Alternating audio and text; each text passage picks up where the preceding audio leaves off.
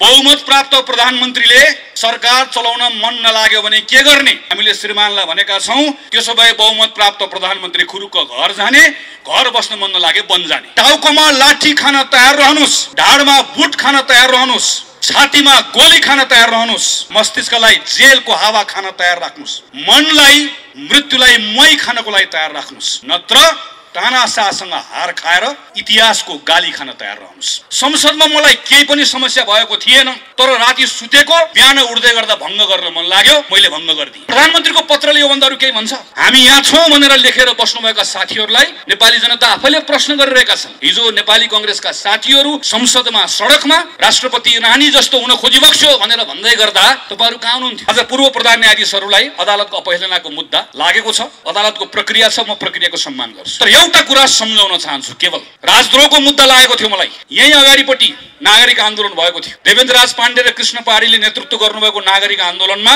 यहाँ नारा लगाएको बहानामा राजद्रोहको मुद्दा लागेर हिरासतमा थिए। म माथिको मुद्दामाथि बहस चलिरहेको थियो विशेष अदालतमा। विशेष अदालतमा बहस चल्दै गर्दा थुप्रै युवा साथीहरू अदालतमा आउनुभयो, अदालतको परिसरमा छिर्नुभयो, तलबाट नारा लाग्न थाल्यो, ज्ञाने चोर देश छोड। र त्यही बेलामा मेरो पक्षमा बहस गर्दै गरेका वकिलहरूले भन्नुभयो, श्रीमान एकछिन अदालतमा मौनता चाहन्छु, श्रीमान एकछिन कोही नबोल्दिनुस्।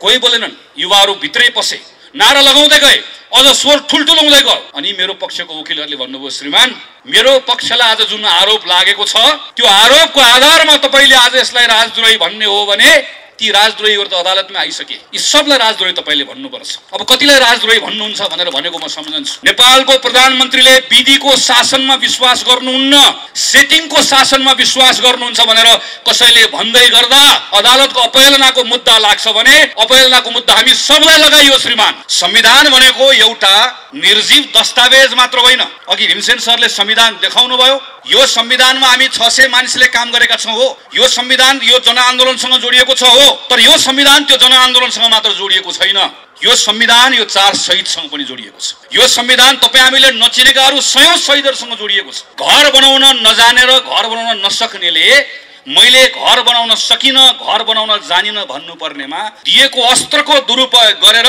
त्यही जगमा हान्न थाल्यो, त्यही जग भत्काउन थाल्यो। अनि वरिपरि रहेका आसेपासेहरू धुपौरेहरूले प्रभु तपाईले गल्ती गर्नुभयो, देशभरि प्रधानमन्त्री हिँड्नु भएको छ, क्या बात, क्या भत्काउनु भयो, क्या भत्काउनु हो भनेर वरिपरि भएको तपाईले हेर्नुहुन्छ। अनि प्रधानमन्त्रीलाई के लागिरहेको छ भने जसरी मेरो वरिपरि हिँड्नेहरूले मैले गरेको कदमको प्रशंसा गरिरहेका छन्, यसै गरिकन जनताले प्रशंसा गरिरहेका छन्। क्षमा गर्नुहोला प्रधानमन्त्रीजी, तपाई नेपाली जनताको अवमूल्यन गर्दै हुनुहुन्छ। तपाईलाई नेपाली जनताले केही पनि थाहा नभएको तर मलाई थाहा छैन भन्ने थाहा नभएको एउटा अयोग्य पात्रको रूपमा तपाईलाई सम्झनेछ। तपाईको नाम कहाँ लेखिनेछ? तपाईको नाम नेपाली जनताको अधिकार खोज्ने शासकहरूको पंक्तिमा लेखिनेछ। 30 वर्ष पञ्चायतमा दुर्गानन्द झादेखि योगेन्द्रमान शेरचनसम्म एकचोटि निवेदन लेखेको भए, एकचोटि लेखेको भए मन्त्री प्रधानमन्त्री हुन पाउँथे। झुन्डिए, गोली खाए, मन्त्री प्रधानमन्त्री बन्न कोही पनि तयार भएनन्। एउटा चुनावको हिसाब किताब गरेर बस्छौँ हामी। खेल मैदान रहेन गोल हान्नुला, खेल मैदानै रहेन भने गोल कहाँ गएर हान्ने हो? अनि त्यो खेल मैदान राख्ने पद्धतिका निम्ति लडेर आएको कांग्रेस होइन यो। र यही बीपी कोइराला हो जसले सर्वोच्च अदालततर्फ हेरेर भन्नुभयो, यो अदालत हो श्रीमान, न्यायको 4 किल्लाभित्र न्यायको हत्या नहोस्, दायाँ नहेर्नुस्, बायाँ नहेर्नुस्, वर नहेर्नुस्, पर नहेर्नुस्, न्याय गर्नुस्, विवेक पुर्याउनुस्। अदालततर्फ हेरेर पञ्चायतको बेलामा फाँसी मुद्दा लागेको बेलामा बोलेका बीपीका कार्यकर्ताहरू आज रामशाह पद देखेर पर भागेर अदालतको बारेमा बोल्दैनौ भनेर भन्छ भने ती कायरहरू मात्र हुन सक्दछ। जब प्रधानमन्त्री निर्धक्क भएर बस्नुभयो त्यो बेलामा नेपालको संविधान सिरानी राख्ने, अनि आज जब यो संविधानले तपाईलाई विघटन गर्न दिएन अनि त्यो बेलामा भारतको संविधानले यसो भन्छ, बेलायतको संविधानले यसो भन्छ, त्यसो भए भारत जानुस्, त्यसो भए बेलायत जानुस्। यो नेपाल हो श्रीमान, यो नेपालको संविधान लाग्छ। र नेपालको संविधानमा बहुमत प्राप्त प्रधानमन्त्रीले संसद विघटन गर्न पाउने कुरा लेखिएको छैन। अदालतले पनि लेखेको कुरा व्याख्या गर्ने हो, काल्पनिक कुरा अदालतले पनि थप्न पाउँदैन। प्रधानमन्त्री केपी शर्मा ओलीको विघटनको यो प्रस्ताव सदर हुने हो भने यो भन्दा ठूलो लोकतन्त्रमा जनताको निर्वाचनको अर्को अपमान हुन सक्दैन।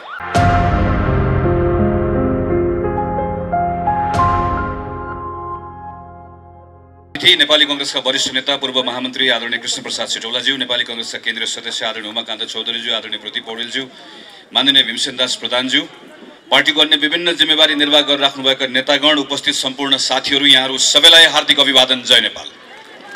नेपाली कांग्रेस क्षेत्र नम्बर 6 का सभापतिज्यू लगायत साथीहरूलाई आज पवित्र दिनमा यति महत्त्वपूर्ण कार्यक्रमको आयोजना गरेर सहभागी हुने अवसर दिनुभयो, हार्दिक कृतज्ञता ज्ञापन गर्छु।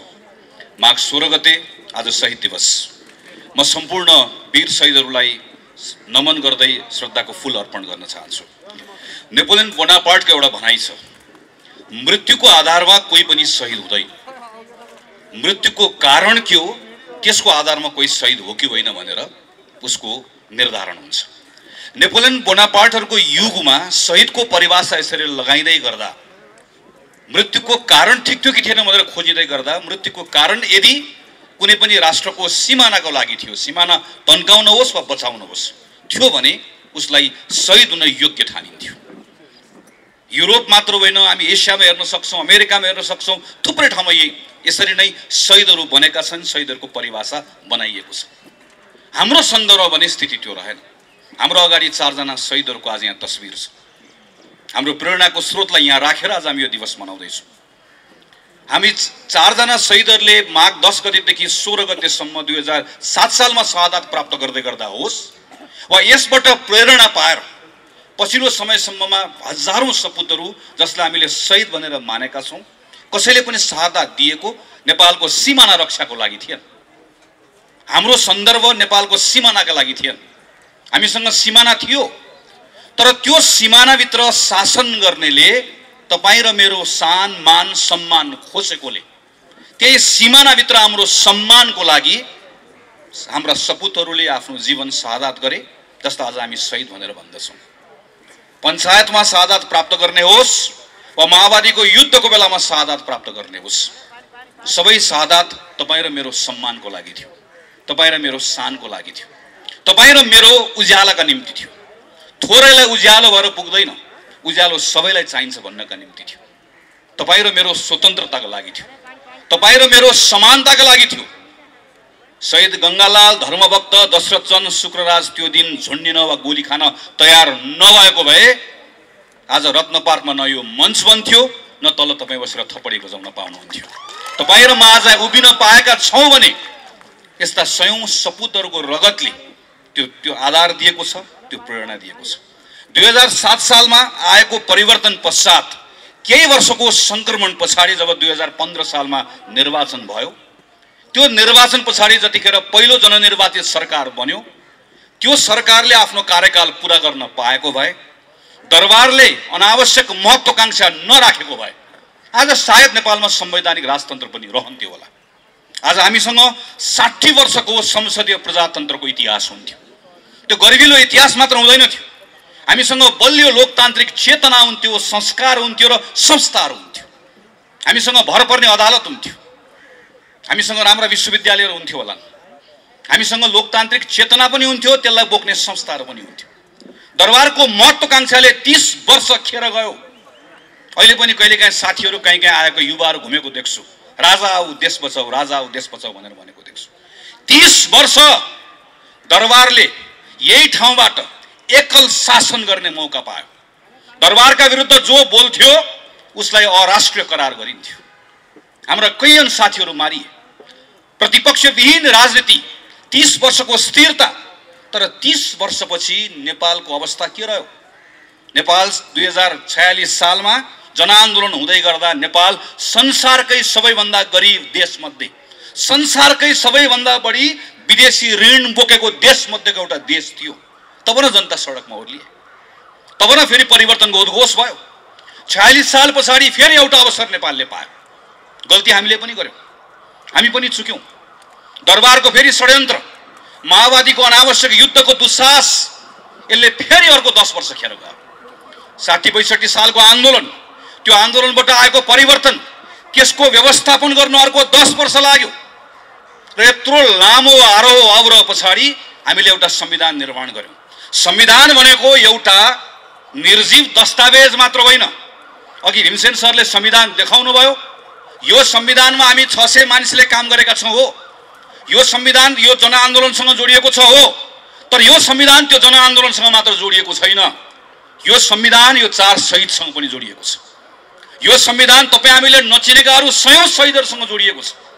किनकि स्वतन्त्रता र समानताको, मैले अघि पनि भने सिमानाको लागि होइन, तपाईँ र मेरो सिमानाभित्र, तपाईँ र मेरो सम्मानका लागि, तपाईँ र मेरो स्वतन्त्रता र समानताका लागि कयौं साथीहरू हाँसी हाँसी बलिवेदीमा चढे। त्यो लामो आरोह अवरोह पछाडि हामी अन्तिममा एउटा निष्कर्षमा पुग्यौं। त्यो निष्कर्षलाई दस्तावेजीकरण गर्यौं र हामीले एउटा संविधान निर्माण गर्यौं। यही संविधानमा टेकेर योभन्दा अगाडिको यात्रा अगाडि लिएर जाने हामीले उद्घोष पनि गर्यौं। त्यसैले यो संविधानलाई राम्रोसँग तपाईले नियालेर हेर्नुभयो भने त्यहाँ मृत अक्षर मात्र होइन, त्यहाँ तपाईले कहीँ कहीँ स्पन्दनहरू सुन्नुहुन्छ, शहीदहरूको आवाज सुन्नुहुन्छ, स्वतन्त्रताको लागि गरिएका ती आन्दोलनका चापहरू तपाईले त्यहाँ सुन्न सक्नुहुन्छ। त्यसैले आज त्यस कारणले गर्दा हामीहरू भनिरहेका छौं, यो संसदको विघटन होइन, यो संविधानको विघटन। प्रधानमन्त्री केपी शर्मा ओलीले यो संविधानमा टेकेर घर बनाउने मौका पाउनुभयो। संविधान हामी सबैले हालेको जग हो, त्यो जगमा टेकेर घर बनाउनका निम्ति मौका पाउनुभयो। म त हेड मिस्त्री हो, मिस्त्रीहरूको नायक। मलाई 5 वर्षको निम्ति जिम्मा दिइयो, हातमा अस्त्र पनि दिइयो, तर शास्त्र नपढेकोले अस्त्र चलाउन जानेन, ढङ्ग पुर्याएन, घर बनाउन जानेन, घर बनाउन सकेन। घर बनाउन नजानेर घर बनाउन नसक्नेले मैले घर बनाउन सकिन, घर बनाउन जानिन भन्नुपर्नेमा दिएको अस्त्रको दुरुपयोग गरेर त्यही जगमा हान्न थाल्यो, त्यही जग भत्काउन थाल्यो। अनि वरिपरि रहेका आसेपासेहरू, धुपौरेहरूले प्रभु तपाईले गल्ती गर्नुभयो, तपाईलाई जिम्मा त घर बनाउन दिएको, तपाईलाई दिएको घनले तपाईले यसलाई इट्टा फोडेर माथि पर्खाल लगाउनु होला भन्न ठानेको, तपाईले जग भत्काउन थाल्यो भन्नुपर्ने ठाउँमा धुपौरे हेर्नुस् त देशभरि प्रधानमन्त्री हिँड्नु भएको छ, क्या बात, क्या भत्काउनु भयो भनेर वरिपरि भएको तपाईले हेर्नुहुन्छ, थरीथरीका देख्नुहुन्छ। अनि प्रधानमन्त्रीलाई के लागिरहेको छ भने जसरी मेरो वरिपरि हिँड्नेहरूले मैले गरेको कदमको प्रशंसा गरिरहेका छन्, यसै गरिकन जनताले प्रशंसा गरिरहेका छन्। क्षमा गर्नुहोला प्रधानमन्त्रीजी, तपाई नेपाली जनताको अवमूल्यन गर्दै हुनुहुन्छ, अहिलेको युगको अवमूल्यन गर्दै हुनुहुन्छ। केही वर्ष पछाडि जब तपाई इतिहास बन्नुहुन्छ, त्यो बेलामा नेपाली जनताले तपाईलाई कसरी सम्झनेछन्, एकपटक आज राति बालवाटारमा सुत्दै गर्दा आँखा चिम्म गरेर एकपटक सोच्नुहोस्, तपाईलाई कसरी सम्झनेछन्। तपाईलाई नेपाली जनताले यत्रो 50औं वर्षको आरोह अवरोह पछाडि एउटा संविधान निर्माण गरेर नयाँ युगको सुरुवात गर्ने मौका पाएको, अभूतपूर्व अवसर पाएको एउटा प्रधानमन्त्री जसको सनकको कारणले गर्दा सिङ्गो देशलाई दुर्घटनामा पुर्याइदिने एउटा पात्रको रूपमा तपाईलाई सम्झनेछ। तपाईलाई नेपाली जनताले केही पनि थाहा नभएको, तर मलाई थाहा छैन भन्ने थाहा नभएको एउटा अयोग्य पात्रको रूपमा तपाईलाई सम्झनेछ। तपाईलाई नेपाली जनताले सिङ्गो संविधानलाई विघटन गर्ने एउटा पात्रको रूपमा सम्झनेछ। तपाईलाई नेपाली जनताले जनताको मतको अपमान गर्ने एउटा पात्रको रूपमा सम्झनेछन्। नेपालको इतिहासको पानाहरू लेख्दै गर्दा जनताको अधिकारको लागि लड्ने पात्रहरूको पानामा प्रधानमन्त्री केपी शर्मा ओलीको नाम लेखिने छैन। तपाईलाई कसैले पनि त्यो पाना पल्टाएर त्यहाँभित्र तपाईको नाम खोजे भने कसैले भेट्ने छैन। तपाईको नाम कहाँ लेखिनेछ? तपाईको नाम नेपाली जनताको अधिकार खोज्ने शासकहरूको पंक्तिमा लेखिनेछ। त्यसैले तपाईको बारेमा धेरै चिन्ता छैन, तपाईका धुपौरेहरूको बारेमा त केही भन्नु पनि छैन। चिन्ता तपाईको होइन, प्रश्न तपाईलाई मात्र होइन, प्रश्न भोलि हामीलाई पनि हुन्छ। चिन्ता आज आफ्नै गर्नुपर्ने बेला आएको छ। त्यो बेलामा इतिहासले हामीलाई पनि प्रश्न गर्नेछ। त्यो बेलामा नेपाली कांग्रेस के गरिरहेको थियो भनेर प्रश्न गर्नेछ। त्यो बेलामा नेपाली कांग्रेसले भन्न पाउँछ प्रधानमन्त्री केपी शर्मा ओलीको कदमलाई असंवैधानिक कदम हो भनेर ढक्क उभिएर बसेको थियो भनेर भन्न पाउँछ। तर भन्न पाउने हक र अधिकारलाई हाम्रै केही साथीहरूले अल्मलाइदिनु भएको छ कि लड्डु कांग्रेसहरू मैदानमा आउनु भएको छ। यो हातमा पनि लड्डु, त्यो हातमा पनि लड्डु। लड्डु कांग्रेसहरूको कारणले गर्दा आज कांग्रेसमाथि नै प्रश्न उठेको छ। यो प्रश्नलाई पनि भोलि उठ्न नसक्ने गरिकन खेचारेर हामी अगाडि बढ्नुपर्नेछ। यो नेपाली कांग्रेस पार्टी हो जसको नेता बीपी कोइरालाले मोहन शमशेरको अगाडि उभिएर भन्नुभयो, जतिखेर मोहन शमशेरले भने तिमी बाहुनको छोरा भएर गद्दीमाथि आँखा लगाउने, बीपी कोइरालाले उभिएर भन्नुभयो महाराज पूर्वमा लेखेर शासन गर्ने दिन गए। त्यो पार्टीको कार्यकर्ता हो हामी। 30 वर्ष पञ्चायतमा दुर्गानन्द झादेखि योगेन्द्रमान शेरचनसम्म एकचोटि निवेदन लेखेको भए मन्त्री प्रधानमन्त्री हुन पाउँथे। झुन्डिए, गोली खाए, मन्त्री प्रधानमन्त्री बन्न कोही पनि तयार भएनन्। एउटा चुनावको हिसाब किताब गरेर बस्छौँ हामी। चुनाव जित्ने कुरा एउटा राजनीतिक दलले सोच्नु हुँदैन होइन। तर के एउटा चुनाव जित्ने वा हार्ने कुरा मात्रैका निम्ति नेपाली कांग्रेस पार्टी बनेको? आज खेल मैदानमा जाँदै गर्दा अर्कोपट्टिको मैदानमा भएका खेलाडीहरू आफै एकअर्कालाई हान्दैछ। आफै एकअर्कालाई हान्दै गर्दा कोही लडेका छन्, ढलेका छन्। गोल हान्न सजिलो हुन्छ भन्ने तपाईलाई पनि लागेको छ, मलाई पनि लागेको छ। तर गोल हान्न सजिलो हुन्छ भन्ने लाग्दै गर्दा यति त ध्यान पुर्याउँ, खेल मैदान रहेन गोल हान्नुला। खेल मैदानै रहेन भने गोल कहाँ गएर हान्ने हो?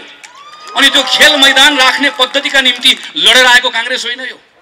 त्यसैले आजको दिन नेपाली कांग्रेसको प्रत्येक साथीले आफैलाई प्रश्न गर्नुपर्छ, यदि कोही अलमलमा छ भने तपाई निर्वाचनको पक्षमा कि संसद पुनर्स्थापनाको पक्षमा? गलत प्रश्न। तपाई संविधानको पक्षमा हो कि होइन? प्रश्न यो। तपाई संविधानको पक्षमा हो भने तपाई जनताको पक्षमा हो कि होइन? तपाई न्यायको पक्षमा हो कि होइन? तपाई आज न्यायको पक्षमा हो कि अन्यायको पक्षमा हो? तपाई आज संविधान र जनताको पक्षमा हो कि यो संविधानलाई विघटन गर्ने तत्त्वहरूको पक्षमा हो? प्रश्न यो प्रश्नमा नेपाली कांग्रेस पार्टीले स्पष्ट निर्णय गरेर आफूलाई उभ्याएको छ। यो निर्णयलाई आजको दिनमा कतिपय ठाउँमा साथीहरू अल्मलिनु भएको छ, कतिपय अभिव्यक्तिहरूले अल्मलिनु भएको छ। म तमाम साथीहरूलाई आग्रह गर्छु, पार्टीको जुनसुकै तहको नेता होस्, पार्टीको निर्णयले बाँधिएको छ र पार्टीको निर्णय यही हो। पुष 5 गते प्रधानमन्त्री केपी शर्मा ओलीले गर्नुभएको काम असंवैधानिक हो। असंवैधानिक केपी ओलीको कदम मुर्दाबाद पार्टीको नारा यही हो। यो भन्दा दायाँ बायाँ न नेपाली कांग्रेसको निर्णय छ न कसैले निर्णय गराउन पाउँछ। प्रश्न कांग्रेसलाई मात्र होइन, प्रश्न अदालतलाई पनि आउँछ। केही साथीहरू के भन्नुहुन्छ भने अदालतको बारेमा बोल्नु हुँदैन। म फेरि भन्छु, बीपी कोइरालाको पार्टीको कार्यकर्ता हो हामीहरू र यही बीपी कोइराला हो जसले सर्वोच्च अदालततर्फ हेरेर भन्नुभयो, यो अदालत हो श्रीमान, न्यायको 4 किल्लाभित्र न्यायको हत्या नहोस्, दायाँ नहेर्नुहोस्, बायाँ नहेर्नुहोस्, वर नहेर्नुहोस्, पर नहेर्नुहोस्, न्याय गर्नुहोस्, विवेक पुर्याउनुहोस्। अदालततर्फ हेरेर पञ्चायतको बेलामा फाँसी मुद्दा लागेको बेलामा बोलेका बीपीका कार्यकर्ताहरू आज रामशाह पद देखेर पर भागेर अदालतको बारेमा बोल्दैनौ भनेर भन्छ भने ती कायरहरू मात्र हुन सक्दछ। अदालतको बारेमा कांग्रेसले बोल्दैन भन्ने भ्रम नराखौं। अदालतमा भइरहेको विषयका बारेमा कांग्रेस त बोलिसक्यो र कांग्रेस बोलेर भनिसक्यो पुष 5 गतेको कदम असंवैधानिक हो। अब अदालतले यो भन्दा दायाँ बायाँ फैसला गर्दैन भन्ने हाम्रो विश्वास। अदालतले गर्न सक्दैन, अदालतले गर्नु हुँदैन भन्ने हाम्रो मान्यता हो। अदालत प्रतिको प्रचुर विश्वास हो र विश्वासको आधार छ। अघि साथीहरूले चर्चा गरिसक्नु भयो। यही संविधान सभामा हामीहरू काम गर्दै गर्दा आदरणीय नेता कृष्णप्रसाद सिटौलाको नेतृत्वमा मस्यौदा समितिभित्र काम गर्दै गर्दा त्यही संविधान सभाबाट लेखिने संविधानमा भएको नेपालका कम्युनिस्ट पार्टीका साथीहरूको प्रस्ताव थियो अदालतलाई संसद मातहत राख्नुपर्छ। प्रस्ताव थियो एउटा संसदीय समितिले अदालतलाई हेर्नुपर्छ। हामीले भने हुँदैन। अदालतको स्वतन्त्रताको पक्षमा हामी रोप्यौं। यही संसदले अदालतको सम्मान राख्यो। अब हामी चाहन्छौं अदालतले संसदको सम्मान राखोस्। श्रीमानहरुलाई हामीहरू भन्न चाहन्छौं, तपाईहरु संविधान पल्टाएर हेरिराख्नु भएको छ, हेर्ने त्यही नै हो। संविधानको अक्षरहरू पढिराख्नु भएको छ, धाराहरू पढिराख्नु भएको छ, पढ्ने त्यही नै हो। तर संविधानको धाराहरू, त्यो अक्षरहरू शून्यबाट आएका होइनन्। त्यसको सृजना कहाँबाट भयो? त्यो कहाँबाट आयो? कहाँबाट जन्मियो? त्यही संविधान सभाबाट जन्मियो। त्यो दुईटा संविधान सभामा काम गरेर आएको सदस्य हुँ म। पहिलो संविधान सभाको एउटा छलफल तिथि मिति याद छ। म सुभाष नेमाङको कोठाभित्र भएका छलफलहरू अहिले पनि सम्झिरहेको छु। पहिलो संविधान सभाबाट संविधान बनेको भए आज नेपालमा संसदीय व्यवस्था रहने संविधानै बन्दैन थियो। त्यो यात्रा पार गरेर हामीहरू दोस्रो संविधान सभामा आयौं। एकातिर हामीलाई प्रत्यक्ष निर्वाचित कार्यकारी जस्तो भइदियोस् भन्ने चाहना, अर्कोतिर स्थिरता भइदियोस् भन्ने चाहना, तर अर्कोतिर संसदीय व्यवस्था पनि रहिदियोस्, नत्र भए नेपालको विविधताको प्रतिनिधित्व हुन सक्दैन भन्ने यथार्थको बोध। त्यसका बीचमा हामीले एउटा निर्णय गर्यौं। हामी संसदीय व्यवस्था राख्छौं, तर यस्तो संसदीय व्यवस्था राख्छौं जसमा हुने व्यवस्था न भूत हो न भविष्य। संसारको कुनै पनि देशको संविधानमा नभएको व्यवस्था तपाई हाम्रो संविधानमा हामीले राखेका छौं। एउटा संविधान कसैले मलाई बताइदियोस् जसमा संसदीय व्यवस्थामा संसदबाट निर्वाचित भएको प्रधानमन्त्रीलाई 2 वर्ष अविश्वासको प्रस्ताव राख्न नपाउने कुनै एउटा संविधान छ? 2 वर्ष अविश्वासको प्रस्तावको बारेमा जब प्रधानमन्त्री निर्धक्क भएर बस्नुभयो त्यो बेलामा नेपालको संविधान सिरानी राख्ने, अनि आज जब यो संविधानले तपाईलाई विघटन गर्न दिएन अनि त्यो बेलामा भारतको संविधानले यसो भन्छ, बेलायतको संविधानले यसो भन्छ, त्यसो भए भारत जानुस्, त्यसो भए बेलायत जानुस्। यो नेपाल हो श्रीमान, यो नेपालको संविधान लाग्छ र नेपालको संविधानमा बहुमत प्राप्त प्रधानमन्त्रीले संसद विघटन गर्न पाउने कुरा लेखिएको छैन। अदालतमा कहिलेकाहीँ चिन्ता व्यक्त गरेको सुनिन्छ, बहुमत प्राप्त प्रधानमन्त्रीले सरकार चलाउन मन नलाग्यो भने के गर्ने? हामीले श्रीमानलाई भनेका छौं त्यसो भए बहुमत प्राप्त प्रधानमन्त्री खुरुक्क घर जाने, घर बस्न मन नलागे वन जाने। त्यो भन्दा बाहेक यो संविधानले बाटो देखाउँदैन। यो संविधानको धारा 76 मा छलफल भइरहेको छ। धारा 76 लेख्ने संविधानको मस्यौदा समितिको संयोजक यही हुनुहुन्छ, म त्यसको सदस्य। सम्माननीय अदालतका श्रीमानहरुलाई हामी भन्न चाहन्छौं, हामी जनताका प्रतिनिधि हौं। नजानेर नबुझेर धारा 1, 2, 3, 4, 5, 6, 7 लेखेको होइन। बहुमत प्राप्त प्रधानमन्त्रीले संसद भङ्ग गर्न पाउँछ भनेको भए, गर्न पाउँछ भन्ने लेख्नुपर्छ भनेको भए लेख्न नआउने हो, पढ्न नआउने हो। सरासर 2047 सालको संविधानको धारा 53 जस्तो बहुमत प्राप्त प्रधानमन्त्रीले संसद भङ्ग गर्न पाउने छ भनेर लेखिहाल्थ्यो। बहुमत प्राप्त प्रधानमन्त्रीले गर्न पाउँदैन भनेरै त्यस कारणले गर्दा गर्न नपाइने व्यवस्था गरेको। यति कुरा प्रष्टसँग लेख्दै गर्दाखेरि पनि संविधानको व्याख्या गर्दै गर्दा तलमाथि हुन्छ भने प्रश्न उठ्छ श्रीमान, प्रश्न उठ्छ, जवाफ दिनुपर्ने हुन्छ। किनकि अदालतले पनि लेखेको कुरा व्याख्या गर्ने हो, काल्पनिक कुरा अदालतले पनि थप्न पाउँदैन। यो संविधानमा थपघट गर्न पाउने अधिकार अदालतले पनि छैन, लेखेको कुराको व्याख्या गर्ने मात्रै हो। यति मात्र होइन, तपाई प्रत्येक नेपाली नागरिकले यो कुरा मनन गर्नुपर्छ। प्रधानमन्त्री केपी शर्मा ओलीको विघटनको यो प्रस्ताव सदर हुने हो भने यो भन्दा ठूलो लोकतन्त्रमा जनताको निर्वाचनको अर्को अपमान हुन सक्दैन। हाम्रो संविधानमा त लेखिएको छैन। कहिलेकाहीँ के कुरा गरिन्छ भने संसारको विभिन्न संविधानमा भएको व्यवस्थाको कुरा गरिन्छ, संसदीय व्यवस्थाको कुरा गरिन्छ। हाम्रो संविधानमा नलेखेको तर संसदीय परम्पराको कसैले बहस गर्छ भने पनि एकपटक पल्टाएर हेरौं। एउटा संसद विघटन गरेको घटना कसैले मलाई बताइदियोस् जहाँको प्रधानमन्त्रीले के भन्छ भने यो संसदमा सम्पूर्ण रूपमा मेरो बहुमत थियो, संसदमा मलाई केही पनि समस्या भएको थिएन, तर राति सुतेको बिहान उठ्दै गर्दा भङ्ग गर्न मन लाग्यो, मैले भङ्ग गरिदिएँ। प्रधानमन्त्रीको पत्रले यो भन्दा अरु केही भन्छ?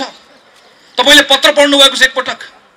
प्रधानमन्त्री के भन्नुहुन्छ भने मलाई 2/3 बहुमत चाहियो, त्यस कारणले गर्दा मैले संसद भङ्ग गरिदिएँ। अब 2/3 बहुमत दिनुस्। त्यसपछि प्रधानमन्त्री के भन्नुहुन्छ भने 2/3 ले पुगेन, सम्पूर्ण चाहियो भन्नुहुन्छ। त्यो भन्न पाइने हो नि त। एउटा व्यवस्था कसैले देखाइदियोस्, एउटा अभ्यास देखाइदियोस् जहाँ संसदमा समस्या नरहिकन संसद विघटन भएको होस्। भएको छैन, कहीं पनि हुँदैन। हाम्रोमा त पाइँदैन, पाइने ठाउँमा पनि हुँदैन। संसदमा समस्या आएपछि बल्ल संसद भङ्ग गर्ने अभ्यास संविधानमा व्यवस्था भएका देशहरूमा छ, हाम्रोमा त त्यो पनि छैन। त्यसैले हामी श्रीमानहरुतर्फ फर्केर भनिरहेका छौं, केही हेर्नु पर्दैन, हाम्रो संविधान मात्र हेर्दै हुन्छ। प्रधानमन्त्रीले अदालतमा चलिरहेको कुरालाई तमासा भनेर भन्नुभयो। तमासा भन्ने कुरालाई अदालतले कसरी लिन्छ, अदालतले जान्ने कुरा हो। केही पूर्व प्रधान न्यायाधीशहरूले अदालतको अ पनि उच्चारण गर्नु भएन। उहाँहरूले जम्मा एउटा कुरा भन्नुभयो, प्रतिनिधि सभाको विघटन नेपाल संविधानका हिसाबले पनि राजनीतिक हिसाबले पनि यसले गतिरोध उत्पन्न गरेको छ भनेर भन्नुभयो। भनेको त्यति मात्रै हो। त्यति भनेको आधारमा आज पूर्व प्रधान न्यायाधीशहरूलाई अदालतको अपहेलनाको मुद्दा लागेको छ। अदालतको प्रक्रिया छ, म प्रक्रियाको सम्मान गर्छु र मलाई विश्वास छ अदालतले यसलाई दूधको दूध पानीको पानी गर्छ। तर एउटा कुरा सम्झाउन चाहन्छु, केवल राजद्रोहको मुद्दा लागेको थियो मलाई। यही अगाडिपट्टि नागरिक आन्दोलन भएको थियो।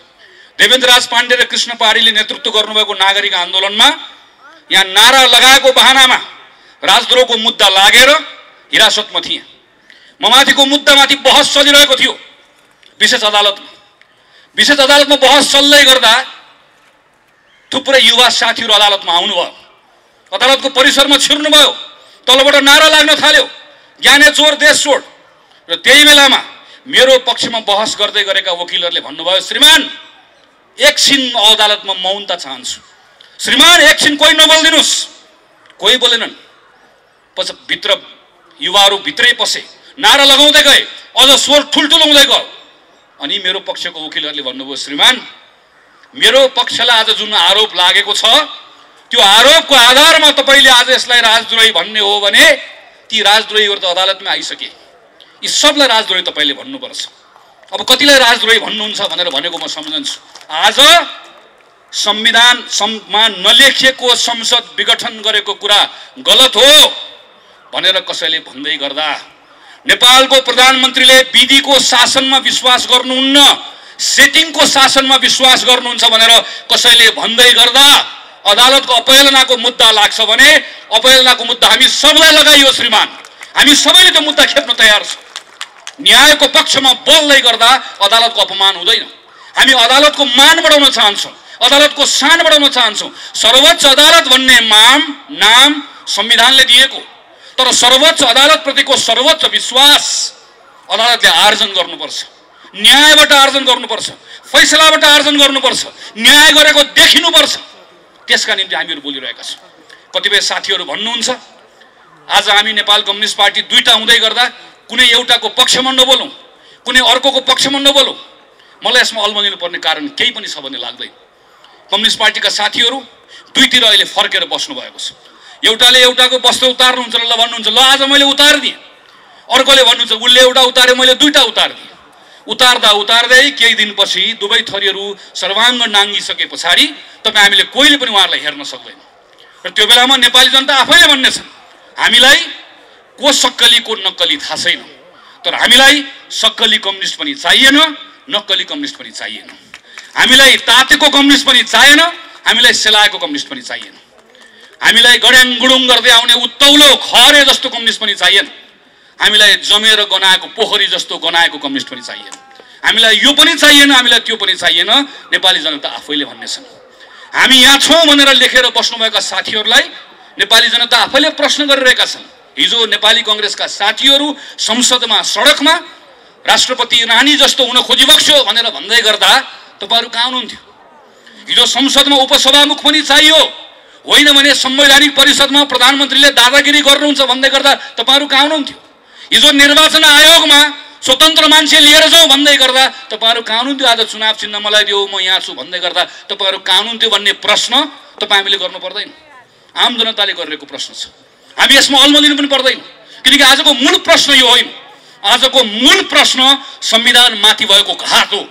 आजको मूल प्रश्न संविधान विघटन गरिएको विषय हो। आजको मूल प्रश्न संविधानलाई ट्र्याकमा फर्काउने कुरा हो। आजको मूल प्रश्न व्यवस्था जोगाउने कुरा हो। म खास गरिकन नौजवान साथीहरूलाई म अनुरोध गर्न चाहन्छु। 48 सालमा 9 कक्षामा पढ्थेँ, 46 सालको बेलामा प्रदीपजी हामीहरू एउटै विद्यालयमा भक्क स्कुल पढ्दै थियौँ। ठुलो परिवर्तन भयो। परिवर्तनपछि सब ठिकठाक हुन्छ भन्ने लाग्यो। धेरै कुरा भनेको जस्तो भएन। माओवादी आयो, बन्दुक बोकेर आयो, व्यवस्था बदल्छु भनेर आयो, दरबार आयो, व्यवस्था बदल्छु भनेर आयो। त्यो बेलाका युवाहरूको त्यो क्षणिक आवेगमा, क्षणिक नैराश्यतालाई त्यसको दुरुपयोग गरेर अनेकन शक्तिहरू आयो। तर त्यसले हाम्रो पुस्ता खायो, हाम्रो एउटा जेनेरेसन गयो। यो बेलामा तपाईँको रिस पार्टीसँग हुन सक्छ, तपाईँको रिस नेतासँग हुन सक्छ। रिस उठ्यो पार्टी फेरिदिनुहोस्, रिस उठ्यो नेता बदल्नुहोस्, तर पद्धति बदल्ने कुरामा साथ कसैले पनि नदिनुहोस्। यो पद्धति टाउकोमा लाठी खान तयार रहनुहोस्, टाउकोमा लाठी खान तयार रहनुहोस्, ढाडमा बुट खान तयार राख्नुहोस्। टाउकोमा लाठी खान तयार रहनुहोस्, ढाडमा बुट खान तयार रहनुहोस्, छातीमा गोली खान तयार रहनुहोस्, मस्तिष्कलाई जेलको हावा खान तयार राख्नुहोस्, मनलाई मृत्युलाई मही खानको लागि तयार राख्नुहोस्, मनलाई मृत्युलाई मही खानको लागि तयार राख्नुहोस्। नत्र तानाशाहको तानाशाहसँग हार खाएर इतिहासको गाली खान तयार रहनुहोस्। इतिहासको गाली खाने हो वा लड्ने हो। आफ्नो हकका लागि, आफ्नो अधिकारका लागि आज शहीद दिवसमा त्यही भएर मैदानमा आएको। संकल्प गर्ने हो कि होइन, बोल्ने हो कि होइन, लड्ने हो कि होइन, डट्ने हो कि होइन, त्यही साहसका साथ, संकल्पका साथ देशभरिका साथीहरू उठ्नुहुन्छ भन्ने विश्वास गर्दै मेरो कुरा टुङ्ग्याउँछु। धन्यवाद, नमस्कार, जय नेपाल।